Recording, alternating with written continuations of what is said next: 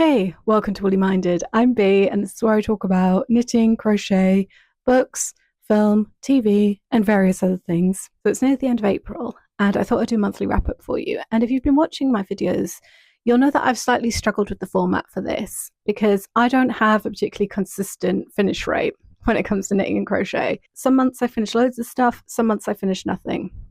Some months I'm like, everything I've done is great, or everything I've done is terrible.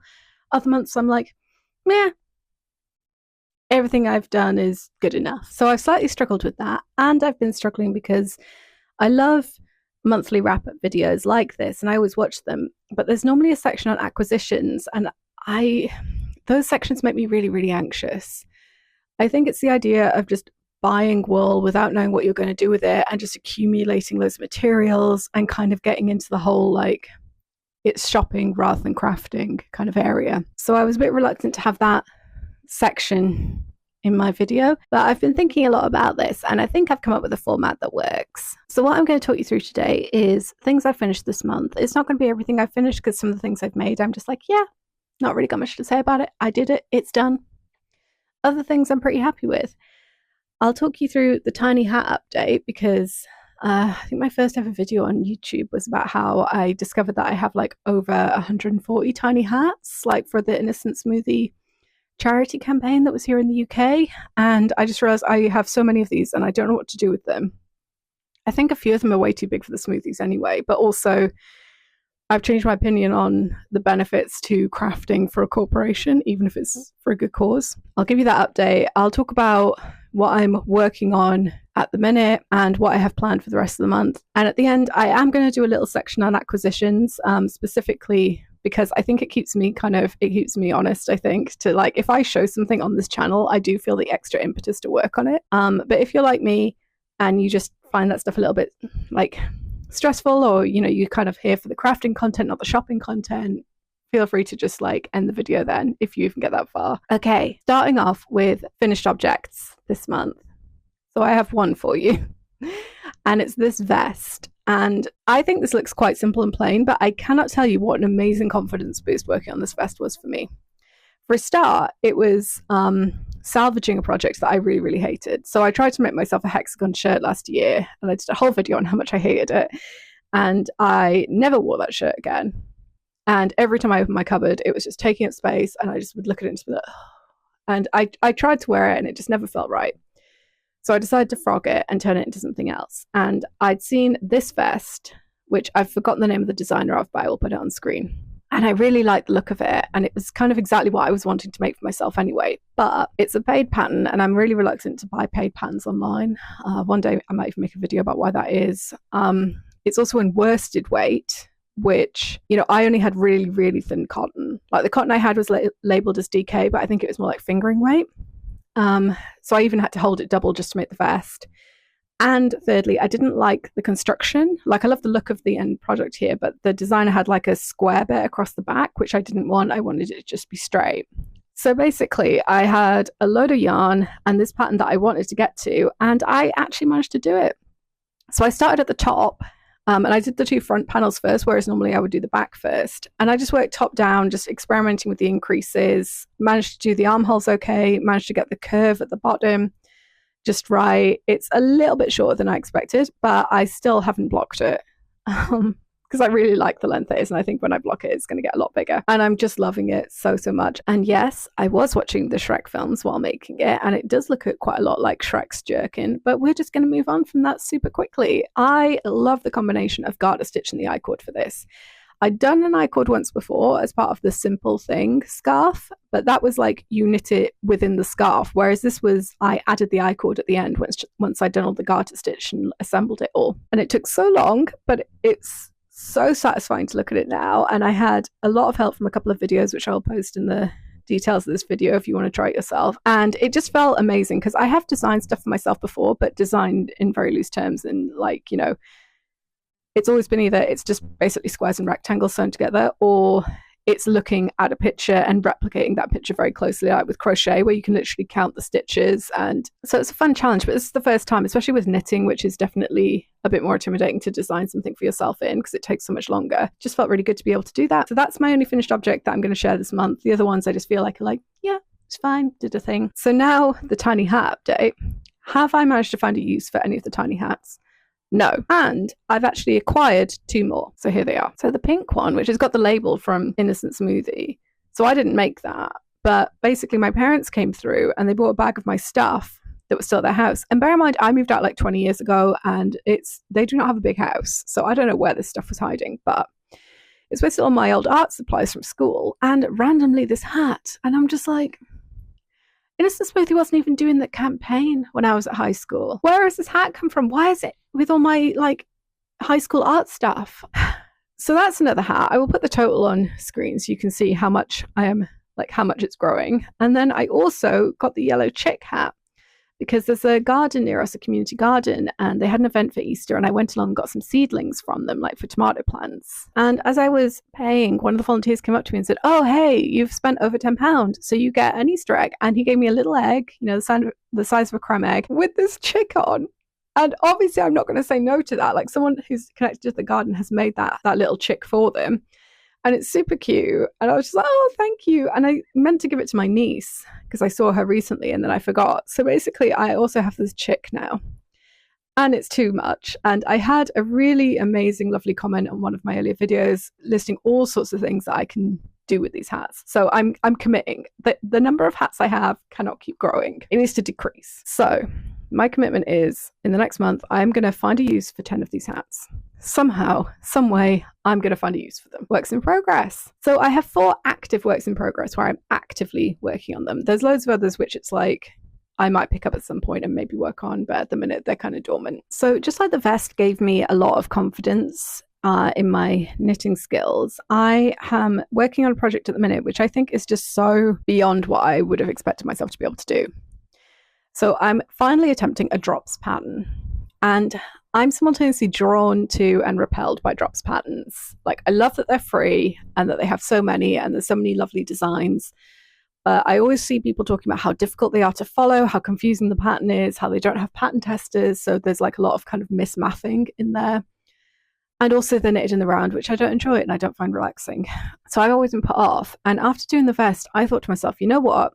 I think I could convert one of these in the round patterns into a flat pattern. And I did it. So I'm working on the New Dawn t-shirt for my mum. And I have done the back, which, you know, I'm modeling on the front of me, but here you go. And it only took me about 3-4 days.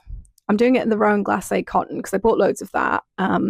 And now I need to use it. And I'm seeing her next week. So I'm hoping to get the front done as well so I can kind of measure it against her. Because I took the measurements for like round her bust and, you know, how long she'd want the sleeves, how long she'd want the body and everything. But I just want to check that I'm in the right place for it. And all I did, obviously, to convert it into a work flat pattern was just to kind of half all the numbers and stuff. But it feels quite empowering for me to be able to be like, okay, I don't have to like follow every step of this pattern. I mean, I never follow every step of a pattern anyway, but normally it's like I'll deviate by like 1 extra increase for a sleeve or something. I don't kind of rewrite the pattern as I'm going along, essentially. Fantastically terrible tension so far. I'm assuming a lot of it's going to block out. I keep looking at it and being like, am I twisting my stitches? And it's like, no, that's just too much time on Reddit. I'm not twisting my stitches, but they do look a bit, yeah, not neat. But I'm assuming once it's blocked, that's going to even out. And I'm thinking I might actually block this afternoon just to kind of get an idea of exactly how big it is, because I've read that cotton often blocks wider than it does long. It'd be good to know before I show it to Mum. Another thing that I'm making for someone else is this guy. What is this?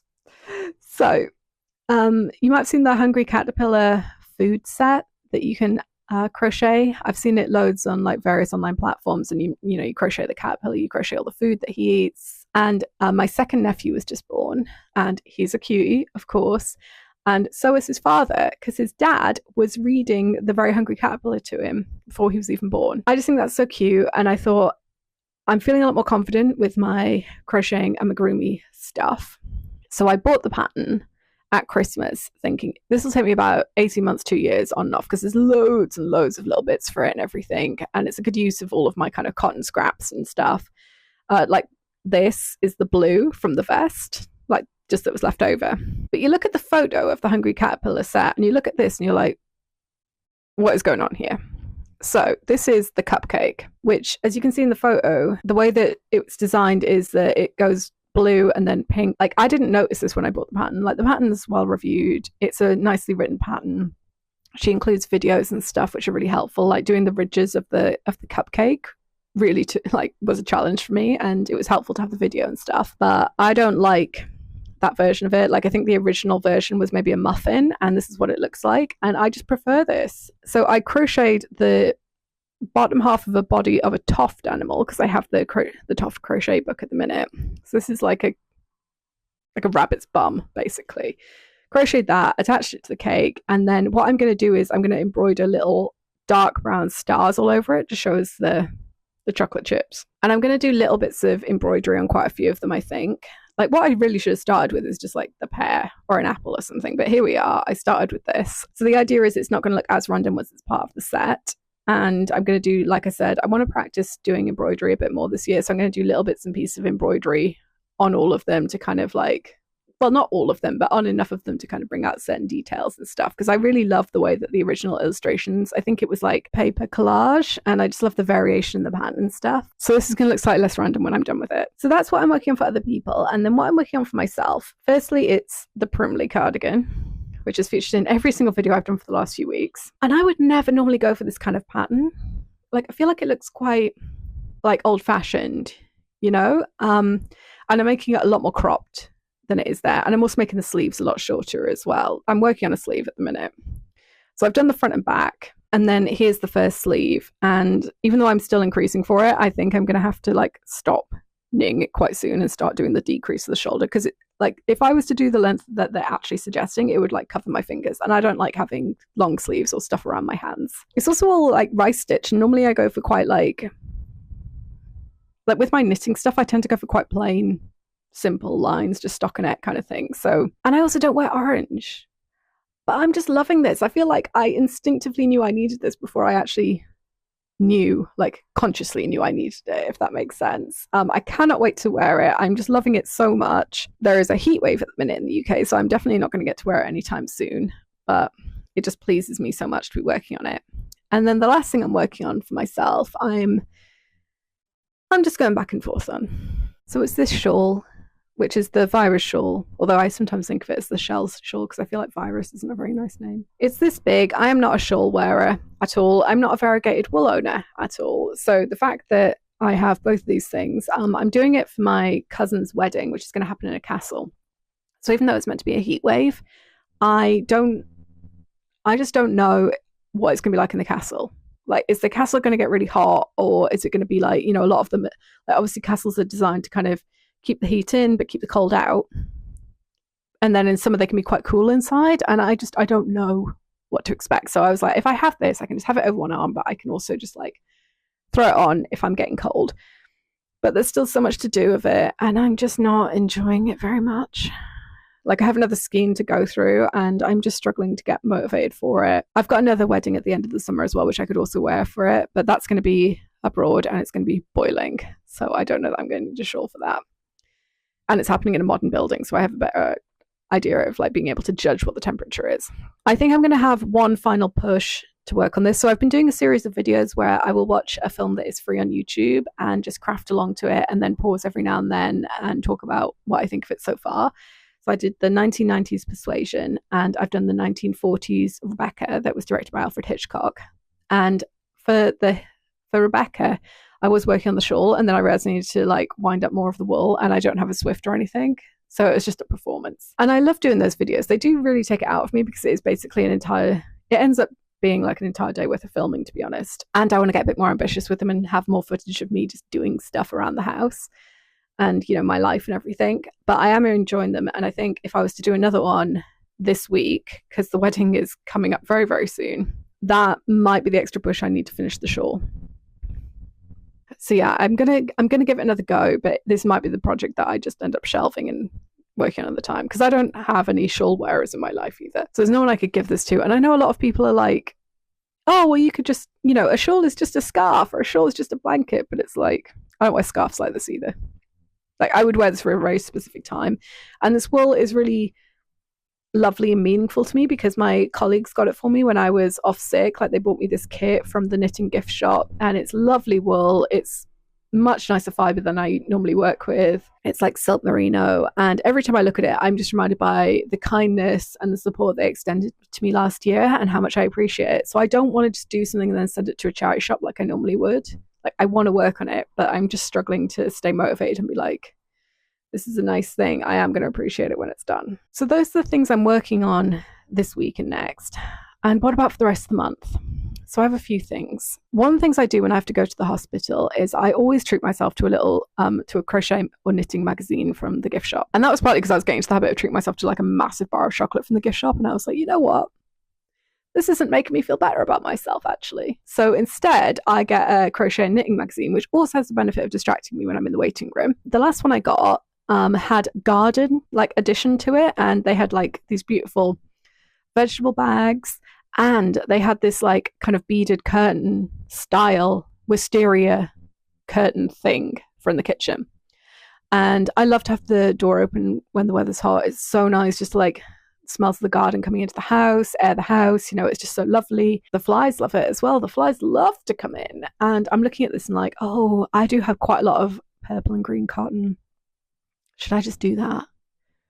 Because it looks relatively complicated, but I feel like it would work up quite quickly, actually. And I'm really tempted this month. And I really want to make a peg bag because I love to hang the laundry out on the line. And I just feel like it dries so quickly. It smells so lovely when it comes in. Our garden is full of flowers, so it smells like the garden in a really nice way.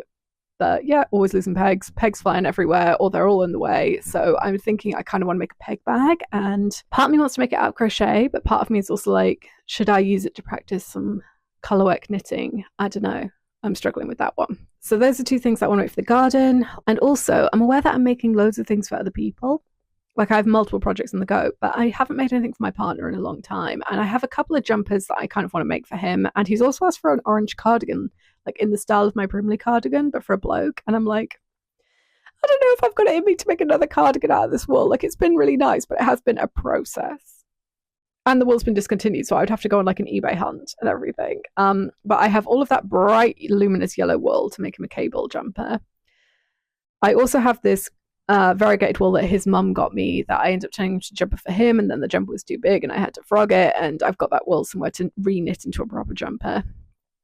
And I've got one last skein of this beautiful, it's by Mirasol and it's called Sissa. I think it's like alpaca green wool that I made a jumper out of for myself. And I was thinking if I made him a hat out of that, that might be really nice. Like it's definitely his kind of colours. But also, so he has quite a few vintage football shirts that at the minute he just has folded up and displayed on top of this like metal cabinet we have.